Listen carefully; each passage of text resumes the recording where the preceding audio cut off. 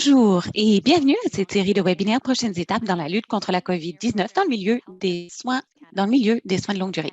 Je suis Andrea Piché. Je suis responsable principale d'un programme ici à ESC et je suis heureuse d'animer la séance d'aujourd'hui.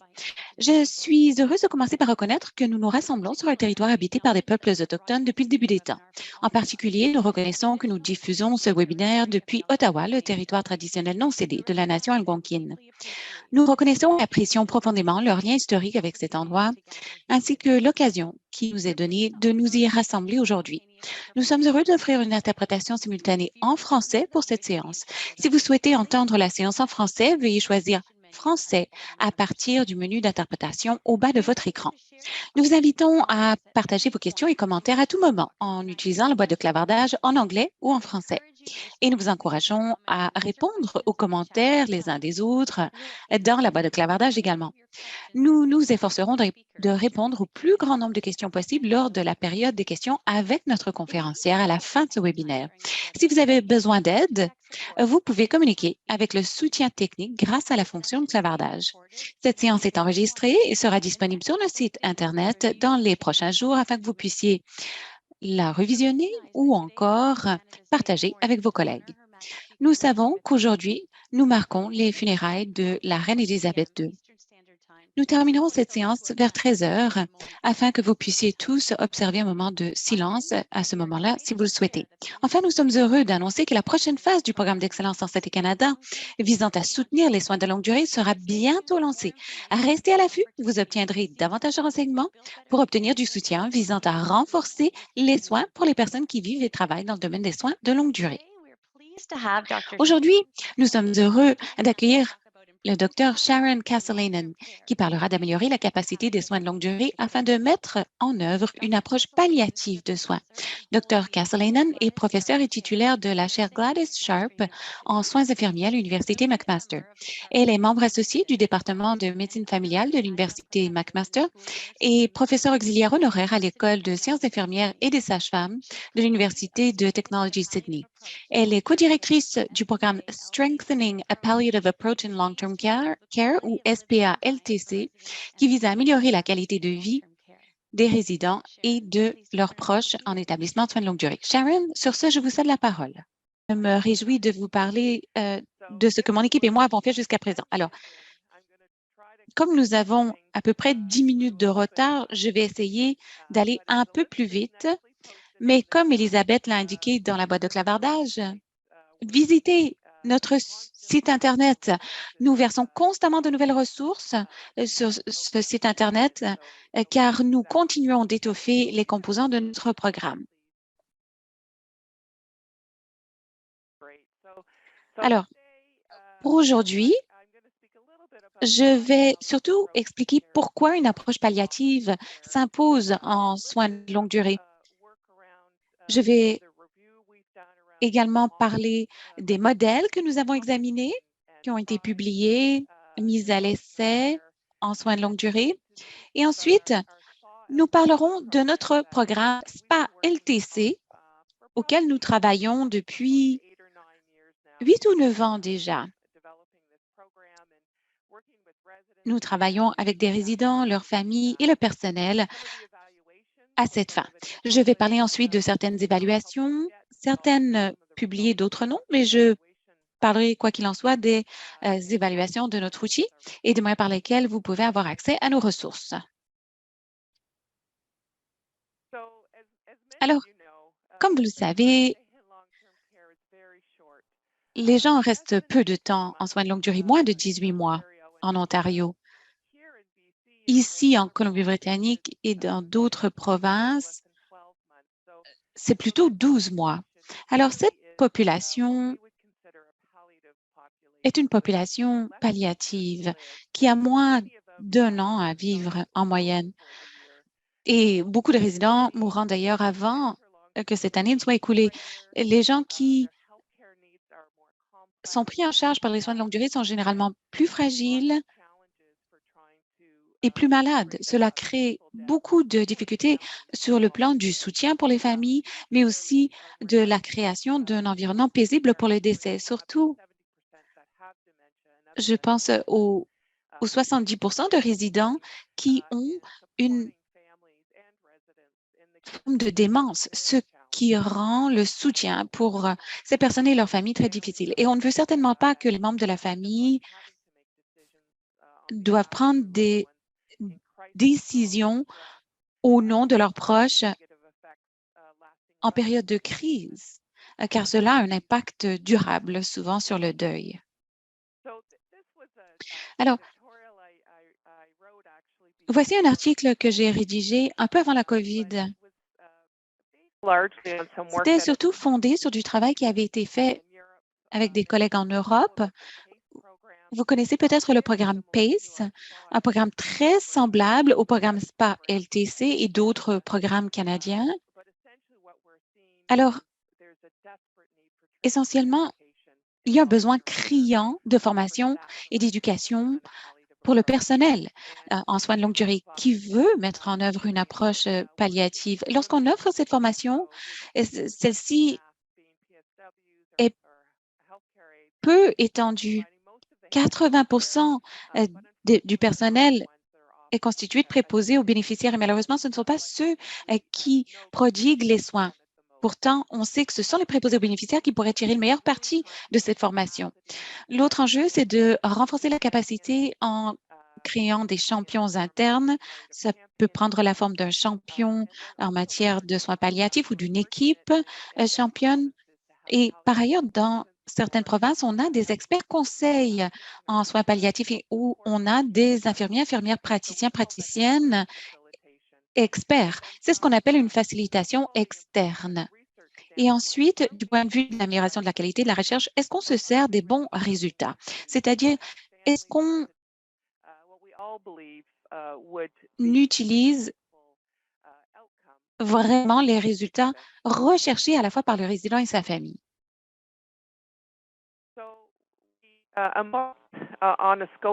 Alors, nous avons voulu examiner tous les documents disponibles en la matière et nous avons constaté qu'il y avait 4 types de modèles en soins de longue durée pour les soins palliatifs. Et au tout début,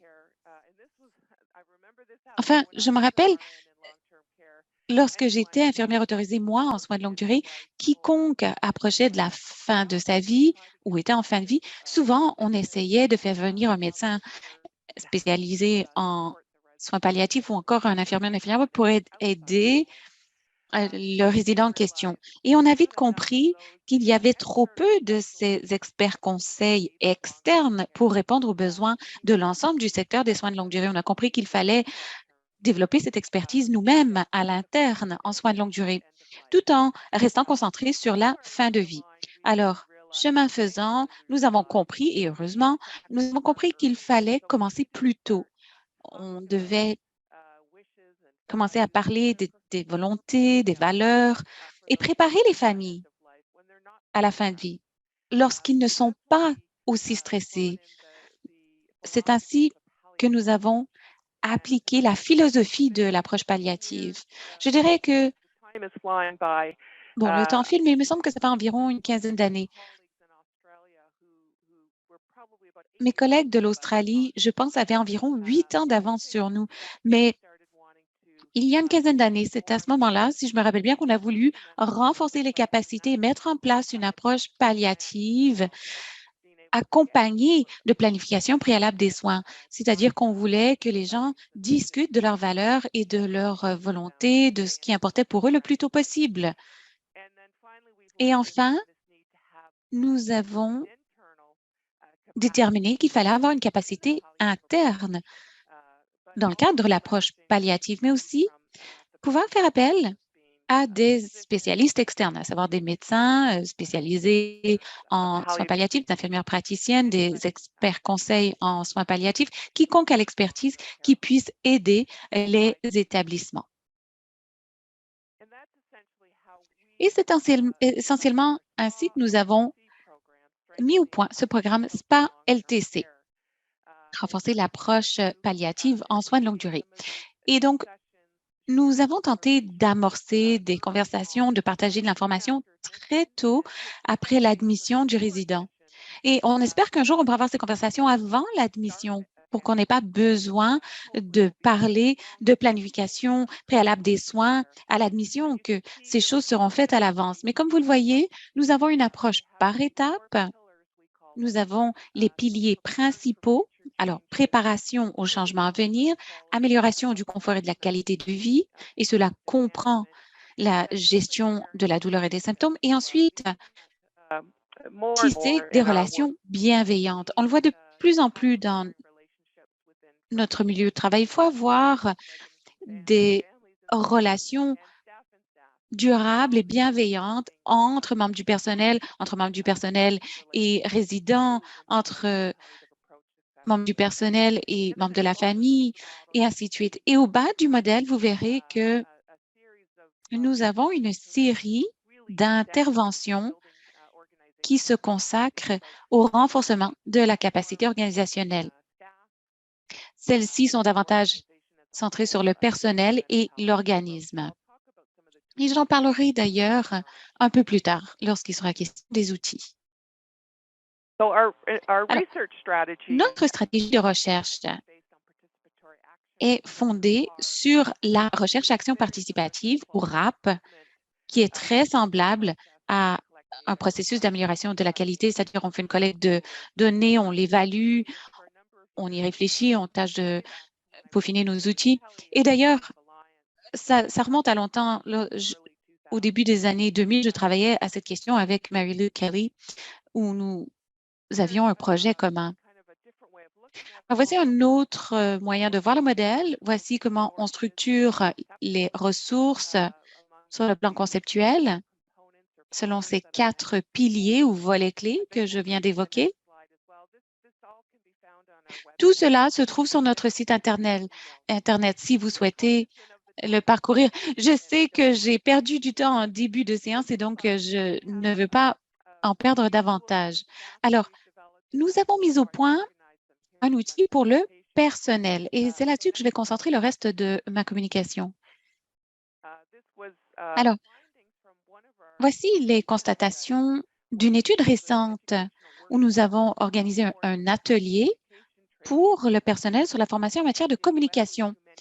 Jane Webley, que vous connaissez sans doute, de la Colombie-Britannique, est venue à Hamilton et Toronto pour nous aider à mettre en place une nouvelle forme de communication. Elle nous a donné cette formation. Et ce que je voulais mettre en exergue, c'est que non seulement cela a-t-il été efficace, c'est-à-dire que le personnel s'est senti plus à l'aise de discuter de fin de vie avec les résidents et les familles, mais comme vous le voyez, les préposés aux bénéficiaires et le personnel de soutien étaient ceux qui avaient le confort le plus faible, le niveau de confort le plus faible avant l'atelier. Mais après l'atelier, c'est ceux qui ont connu la plus grande progression.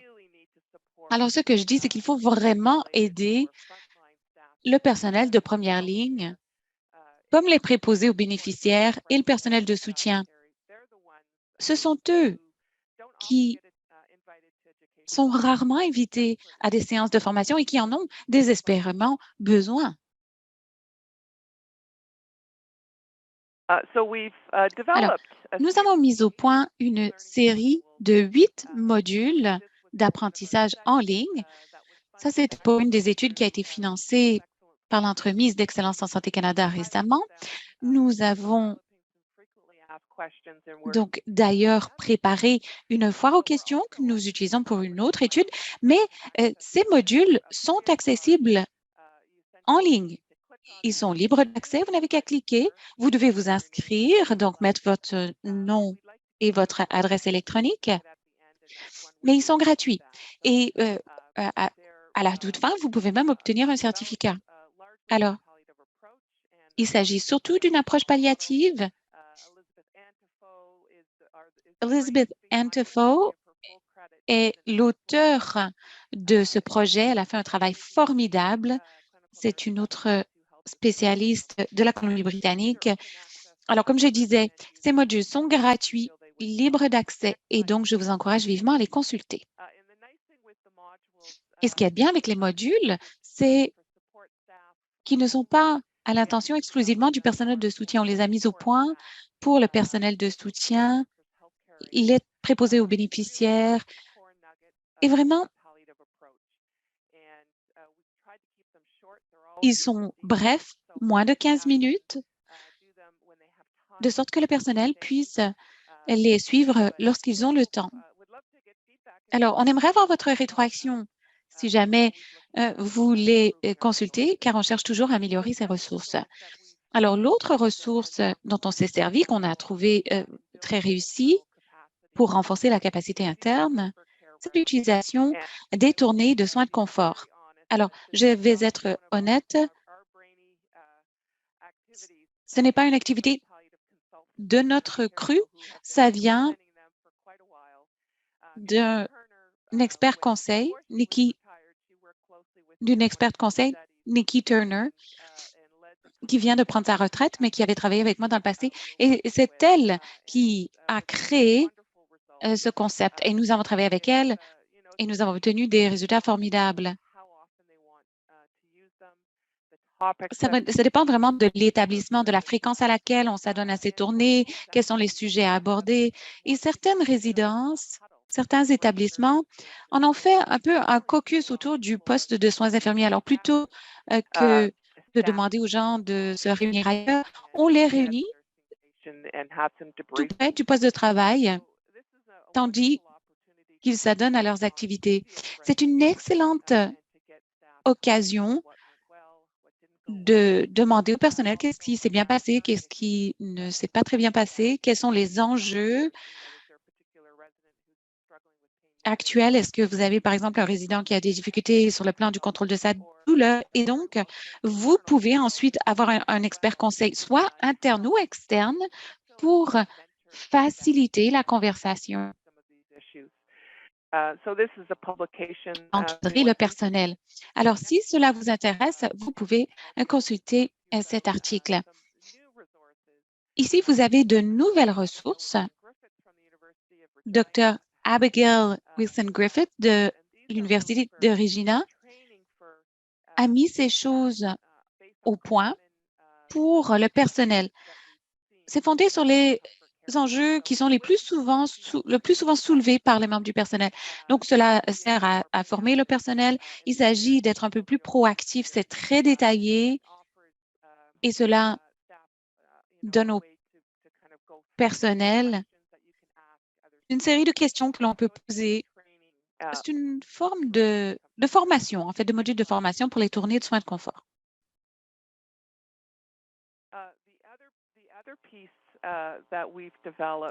L'autre chose que nous avons mise au point, nous avons trouvé un expert en TI qui nous a aidé à mettre au point ces modules de formation.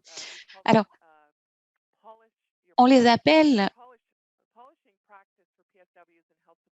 Polish Your PSW and HSW Practice. Là, on vise vraiment à cibler le personnel de soutien et les préposés aux bénéficiaires. Voilà les enjeux les plus souvent soulevés à partir des audits de dossiers que l'on faisait. C'est quelqu'un de McGill qui a piloté le dossier. Donc, nous avons mis au point ces scénarios d'après les enjeux les plus souvent, comme je le disais, plus souvent soulevés. Et c'est un module virtuel, donc vous le faites à loisir et ça permet vraiment de renforcer les capacités. Comment communiquer efficacement avec les résidents et leurs familles, comment gérer leurs questions et comment gérer leur niveau de confort dans ces situations. Alors, je ne sais pas si c'est encore sur notre site Internet. Si ce n'est pas le cas, ce le sera très bientôt. C'est un bon moyen de renforcer la capacité du personnel. J'insiste sur les préposés aux bénéficiaires et le personnel de soutien, mais honnêtement, je pense que même les infirmières pourraient profiter de ces ressources. J'essaie de les présenter aux étudiants et étudiantes au premier cycle, car c'est mieux que le néant actuel dans la formation des infirmières. Alors, nous avons des vidéos formidables qui viennent à peine d'être publiées il y a quelques mois. La première se concentre sur les soins centrés sur la famille et elle a été tournée en période de COVID. Dr. Paulette Hunter et Dr. Abigail Griffiths ont un réseau formidable de proches aidants en ressources et d'experts qui travaillent ensemble. Et donc, ce groupe a mis au point bien des vidéos, se concentre surtout sur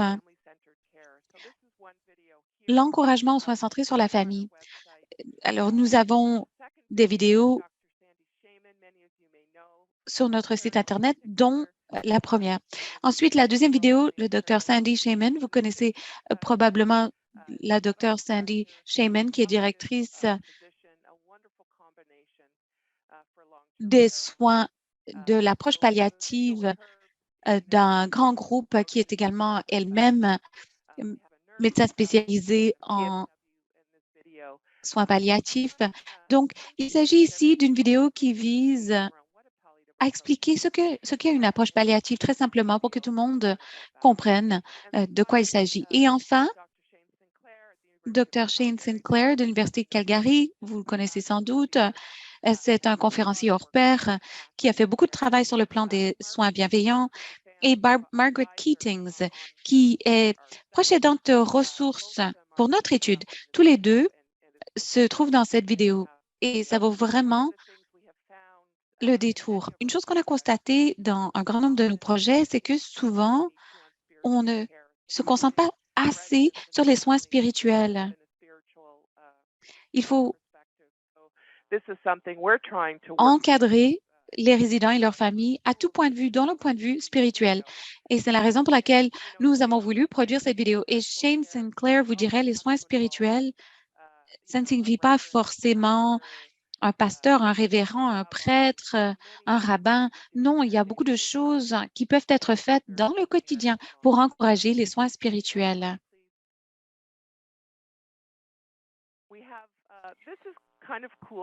C'est quelque chose que je trouve vraiment astucieux. Et si vous aimez les balados et que vous devez conduire longtemps ou prendre le transport en commun très longtemps pour vous rendre au travail, eh bien, nous avons une série de balados.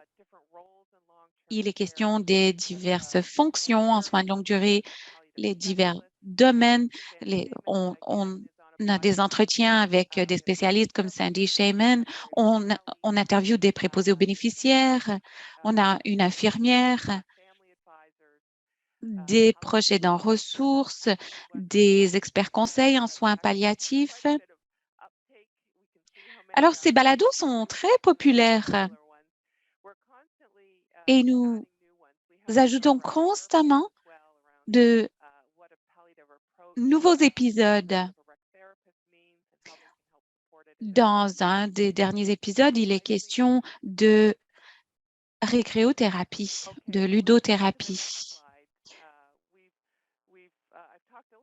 Alors, j'ai un peu parlé du travail que nous avons fait pour renforcer la capacité du personnel de soutien des préposés aux bénéficiaires, mais nous avons aussi des outils qui ont été mis au point pour aider les résidents et les familles. Voici une des toutes premières ressources. Le docteur Sussman et moi-même avons vite compris dans le cadre d'une de nos toutes premières études que les familles avaient besoin de plus d'informations, à savoir à quoi s'attendre dans le cadre de cette approche palliative. Ils cherchaient de l'information. Le personnel nous disait que c'était important, mais ils n'étaient pas forcément à l'aise eux-mêmes d'avoir ces conversations. Alors, nous avons décidé de mettre au point ces dépliants. Il y en a 5 au total. Ce sont pour des affections courantes en soins de longue durée. Ces dépliants peuvent être téléchargés. Chacun des dépliants tient sur 2 pages dans le cadre, mis au point dans le cadre d'un programme de essai facile à imprimer. Et d'ailleurs, les familles sont généralement très heureuses de pouvoir les consulter. On a reçu des commentaires très louangieux à leur égard. Alors, ce que nous avons fait dans certains des centres, c'est de les rendre disponibles à tous les résidents, tous les membres de leur famille. Lorsqu'ils ont besoin de cette information, c'est à portée de main. Parfois, le personnel aussi les lit. Ils ont été approuvés par un grand nombre de spécialistes et ils sont disponibles en français aussi. Et on les a adaptés à 6 ou 7 provinces. Un des dépliants concerne les ressources, alors nous avons adapté ce dépliant à ce qui était disponible dans la province en question. Alors, nous avons publié 2 articles au sujet des dépliants. La rétroaction est toute positive de la part des familles, mais là où on a eu un peu de mal, c'est-à-dire que les familles ont trouvé que ça permettait de réfléchir aux questions posées, mais ils n'ont pas forcément amorcé de conversation avec leurs proches en soins de longue durée. Alors, c'était, si vous voulez, une connaissance un peu passive, ce qui est quand même très bien, mais on estime qu'il est important pour les familles de commencer à discuter avec les résidents et avec le personnel pour que ces conversations aient vraiment lieu. Et donc, nous avons entamé une autre étude en se servant d'un guide de discussion. Ah non, excusez-moi, j'ai pris de l'avance. Il sera question de l'amorce de conversation un peu plus tard, mais pour l'instant, je vais me concentrer sur le guide de discussion. Ce que nous avons mis au point, bon, c'est qu'on savait que le personnel devait pouvoir répondre aux questions des proches. C'est la raison pour laquelle on donne des dépliants aux familles pour qu'elles les lisent, mais lorsqu'ils posent des questions au personnel, le personnel doit pouvoir y répondre, ce qui n'était pas forcément le cas. Donc, nous avons mis au point ces guides de discussion à l'intention du personnel pour que le personnel se sente plus apte à répondre aux questions qui découleront de la connaissance issue de ces dépliants. Alors, guide de conversation, à présent, celui-ci a été mis au point aux États-Unis. Vous le connaissez peut-être. Ce que Tamara et moi apprécions de ce guide, c'est que c'était axé sur les personnes atteintes de démence. En orange, le guide pour les résidents et violet, c'était le guide pour les proches des résidents. Ou alors, lorsque les résidents ne sont plus capables d'avoir ces conversations, c'était un moyen pour les familles de passer du temps à réfléchir à des décisions qu'il faudrait prendre ultérieurement dans la trajectoire de soins du résident qui approche de la fin de sa vie. C'est un livret très simple. Nous l'avons un peu modifié pour qu'il corresponde à la réalité canadienne. Il a été traduit en français. Je ne sais pas si cette version est disponible sur notre site Internet, mais je suis certaine que le Dr Sussman l'a dans ses dossiers. Il s'agissait de préparer les gens à avoir une conversation. Comment se préparer, comment amorcer la conversation. Et ensuite, vous avez l'action. Il s'agit de préparer les résidents et leurs familles aux questions qu'il faut poser et les encourager à parler de ce qui est important pour eux et elles. Dans quelle mesure veulent-ils participer à ces décisions importantes, des décisions sur la fin de vie qui auront lieu, mais donc il s'agit de s'y préparer à l'avance.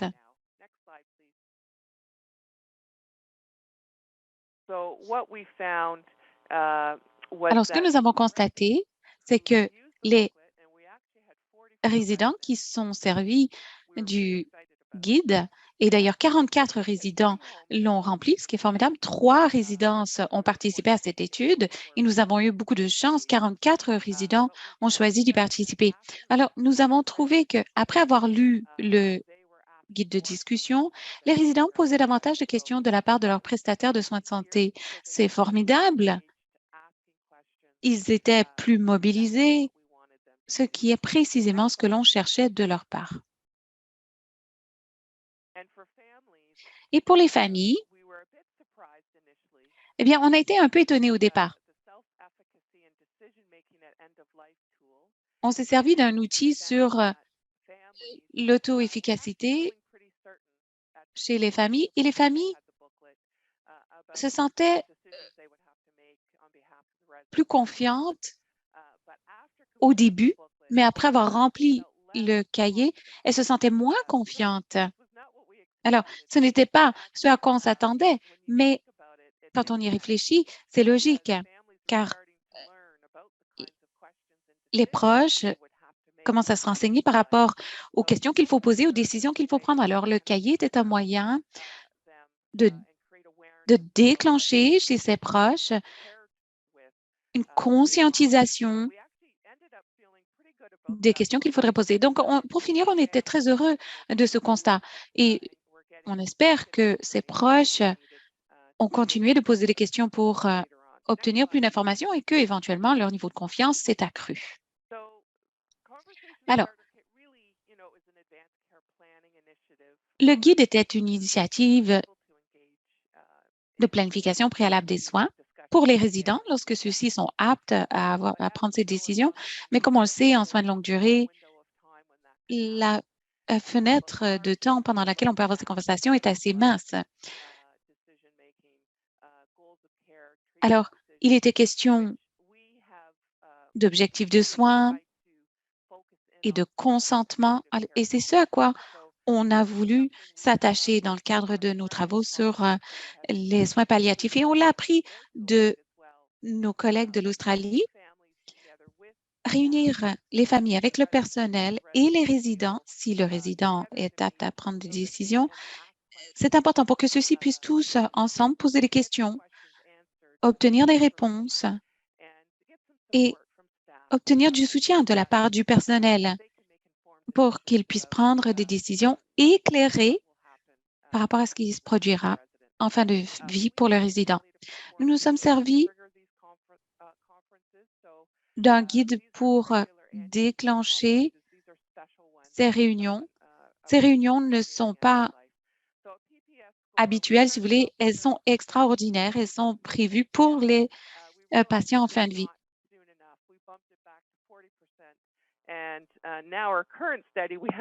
Dans le cadre de l'étude actuelle, on a ces conversations cependant avec 50 des résidents. On essaie d'avoir ces conversations avec les résidents et leurs familles bien avant le décès du résident. Mais comme vous le voyez, il s'agit surtout de fournir des renseignements et on veut que la famille soit vraiment au cœur de ces conversations pour qu'on réponde convenablement à ses besoins. Alors, voici notre premier projet pilote sur le programme SPA LTC et ces résultats sont vraiment attribuables, à mon avis, à ce que je présentais sur la diapo précédente, la réunion sur les soins palliatifs. Les résidents qui avaient eu cette réunion, 82 des résidents participants qui avaient pris part à une réunion sur les soins palliatifs avant leur décès, donc parmi ceux qui avaient eu cette réunion, on a vu une réduction des visites aux urgences de 55 dans la dernière année de vie, ce qui est formidable, et également une diminution de 72 des décès de résidents à l'hôpital. Alors, on essaie d'éviter les décès à l'hôpital. On souhaite pour les résidents qu'ils puissent mourir dans le centre où tout le monde les connaît avec leur famille autour d'eux. Alors, on pense que les réunions sur les soins palliatifs ont permis d'apaiser les inquiétudes et les angoisses des familles. À l'effet qu'on peut faire beaucoup dans les soins de longue durée pour avoir une mort paisible. Alors, ces résultats sont vraiment emballants pour nous. On est heureux de pouvoir éviter des déplacements à l'hôpital pour les résidents. Il y en aura qui seront inévitables. On estime que 12 à peu près, je pense que euh, ce, ce sont les chiffres évoqués par la littérature scientifique. Il y a certaines familles qui préfèrent que leurs proches meurent à l'hôpital et puis il y a certains transferts qui sont inévitables. Donc, on estime que ce sera environ 12 Alors, il ne reste plus que 15 minutes. Alors, voici une autre ressource. C'est un cahier qui s'adresse aux résidents atteints d'Alzheimer. Le cahier initiale a été mise au point par Marcel Arcan, un médecin en soins palliatifs de Laval, qui a pris sa retraite, mais qui a travaillé avec nous à ce cahier. Nous l'avons adapté récemment pour une autre étude. Nous travaillons avec 5 autres pays dans le cadre de cette étude qui se servent du même cahier. Et d'ailleurs, ce cahier a été traduit, je pense, en 10 langues. Son intention est d'éclairer les familles qui ont des questions par rapport à la démence et l'Alzheimer. Elles veulent savoir à quoi s'attendre, qu'est-ce qu'elles doivent manger, comment gérer la douleur. Beaucoup de questions courantes et très importantes. Nous avons aussi une feuille de questions incitatives. Ce sont des questions qui s'harmonisent bien au cahier. Des enjeux sur lesquels les familles veulent se renseigner. Alors, avoir des questions explicites, ça permet aux familles, si vous voulez, d'avoir l'autorisation de vous poser des questions. Ou ça leur rappelle, ah oui, c'est vrai, c'est peut-être quelque chose que je voulais poser. Alors, ces 2 études sont sur le point d'être conclues, mais le cahier lui-même est formidable. Marcel a fait un travail formidable. Nous l'avons un peu adapté, mais vraiment, il a fait un travail formidable. Et d'ailleurs, cet outil est en ligne. Marcel a aussi une vidéo de formation. On l'a filmé. Alors, vous pourrez le voir présenter ce guide. Il est dans les 2 langues. Il a été mis au point en français au départ, donc il est disponible en français. Il a été traduit en anglais. Alors, essentiellement, nous avons beaucoup appris de la COVID. Les soins de longue durée ne seront plus jamais les mêmes. Je pense que les gens comprennent à présent quelles sont les difficultés vécues par les établissements de soins de longue durée. Et à plus forte raison, lorsqu'on veut mettre en place une approche palliative. Nous avons créé un partenariat avec l'Association canadienne de soins palliatifs pendant la COVID. Nous avons voulu recenser les outils. C'était pour la COVID, mais ces outils sont très pertinents, même en dehors de périodes de pandémie. Alors, si cela vous intéresse, il y a un lien affiché à l'écran que vous pouvez consulter à loisir. L'autre enjeu, on sait à quel point il faut aider le personnel des soins de longue durée. Ce qu'a vécu ce personnel en période de COVID est vraiment épouvantable. Et maintenant, en travaillant avec les centres et en voyant les pénuries de personnel, le surmenage, le personnel qui s'accroche, mais honnêtement, il faut faire quelque chose pour eux, étant donné le nombre de décès qu'ils voient. Et parfois, ce ne sont pas des décès paisibles non plus. Alors, il est important de soutenir le personnel. Cette approche palliative doit aussi les aider dans le contexte du deuil qu'ils vivent régulièrement avec les résidents qu'ils perdent. Vous avez peut-être entendu parler de débriefage dirigé. Cela fait partie de nos tournées de soins de confort également, mais on peut organiser des débriefages dirigés distincts. Vous pouvez observer une vidéo sur YouTube. Voici Jill Hockley de l'Écosse. C'est une chef de file dans la mise en œuvre d'un programme hors pair en matière de soins de longue durée. Alors, c'est une vidéo d'un débriefage dirigé réel. Et donc, nous avons travaillé avec le groupe PACE pour l'adapter, pour que ça devienne une vidéo d'enseignement. Cette vidéo ne dure plus que 12 minutes pour les animateurs et le personnel qui veulent se renseigner sur le débriefage dirigé. C'est une vidéo formidable.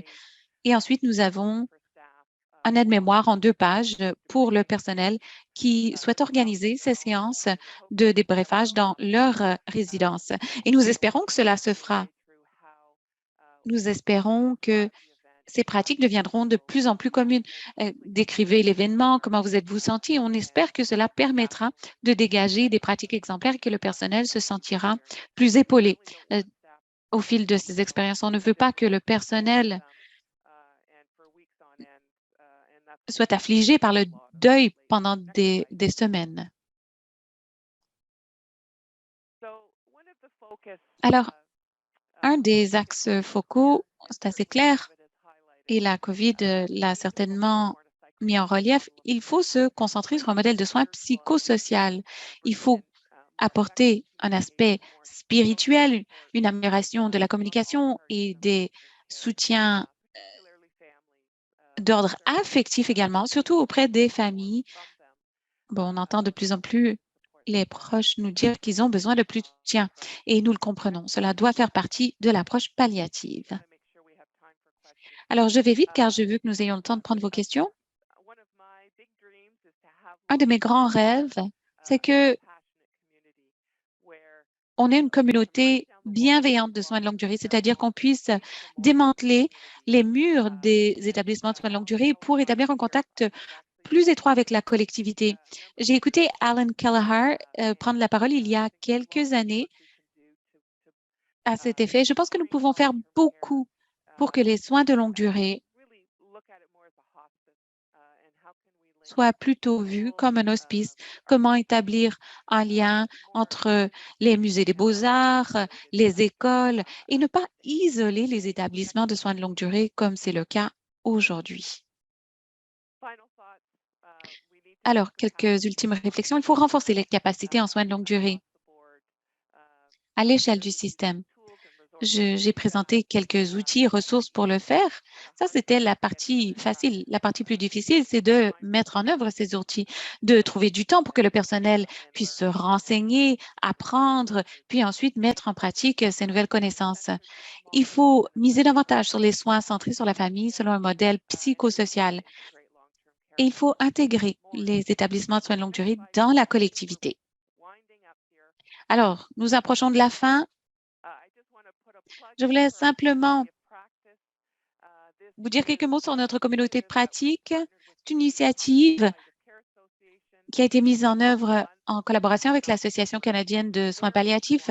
C'est une rencontre mensuelle très informelle. C'est un groupe formidable. L'année dernière, nous avions beaucoup de nouveaux venus et nous continuons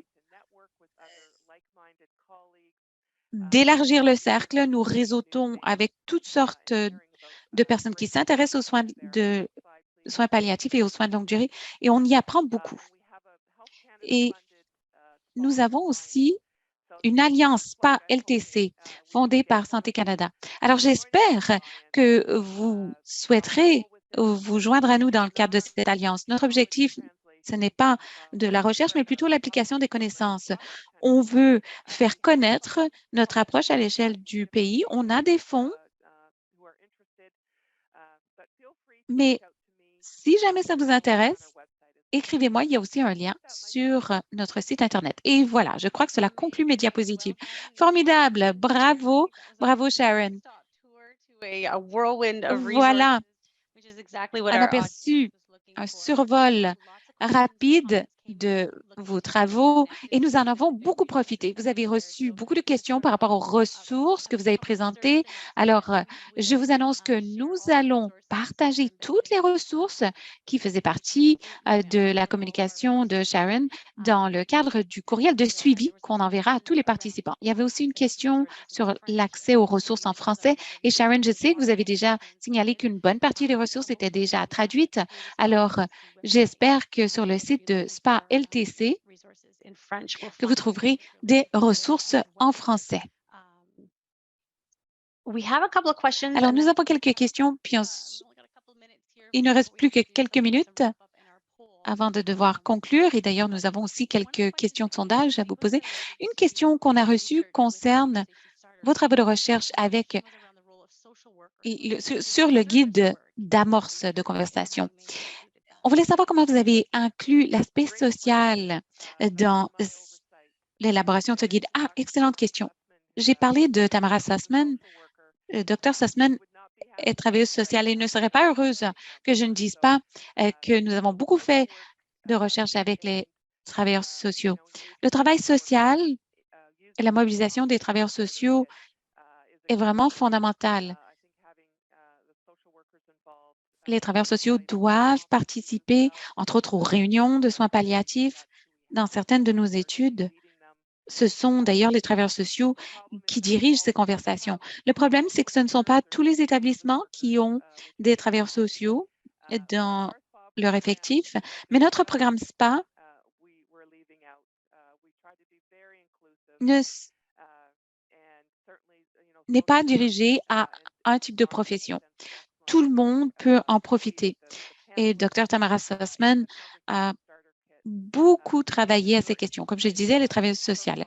Alors, si ces publications vous intéressent, vous pouvez m'envoyer un courriel et je vous enverrai des liens vers ces articles. Mais il s'agit de soins bienveillants et de toutes sortes de ressources qui visent à avoir des conversations bienveillantes. Alors, avant de passer à nos questions de sondage, une toute dernière question. Si vous avez une question, en fait, si vous avez une réponse rapide, c'est formidable. Il y a une question sur les soins de fin de vie et le fait qu'on veut renforcer les soins palliatifs avant les soins de fin de vie. Avez-vous des ressources précises pour cela? Oui, bon, c'est là que la planification préalable des soins prend tout son sens. Avoir une amorce de conversation, c'est une chose. Le dépliant également peut être utile, mais notre rêve, c'est que les dépliants que j'ai évoqués soient distribués à l'admission ou au moins dans la réunion sur les soins palliatifs suivant l'admission qui, je l'espère, aura lieu dans le mois de l'admission. Il est question des concepts généraux de l'approche palliative. Et si on pense vraiment aux soins centrés sur le résident et sa famille et qu'on commence ces travaux dès l'admission, je pense que cela permettra de résoudre beaucoup de problèmes également. Il faut vraiment se centrer sur les besoins de la famille. Ce sont ces besoins qui doivent orienter nos travaux. Merci, merci Sharon pour cette communication formidable. Merci à vous tous d'avoir participé au webinaire. À présent, notez à votre calendrier le prochain épisode de notre série sera le 19 octobre. D'ailleurs, ce sera la semaine sur la sécurité des patients. Il sera question de sécurité des patients. Quelle est la nature de vos soins? Sont-ils sécuritaires et comment renforcer les capacités en matière de sécurité en partenariat avec les prestataires, les patients et les partenaires de soins essentiels? Nous avons quelques questions à vous poser. Veuillez y répondre. D'abord, le webinaire contenait de l'information utile. Ensuite, vous comptez transmettre cette information à d'autres personnes. Ensuite, vous vous sentez davantage renseigné. Et quatrièmement, si vous souhaitez qu'on couvre un sujet. Et d'ailleurs, le webinaire d'aujourd'hui est le résultat d'une réponse à cette question 4. Et ensuite, cinquième question, quel est votre genre, si vous souhaitez répondre à la question. Alors, merci de nouveau, merci, Dr. Sharon Castellanen. Merci à vous, notre public. Voilà qui met fin à l'événement d'aujourd'hui. J'espère que vous passerez une excellente fin de journée. Merci et au revoir.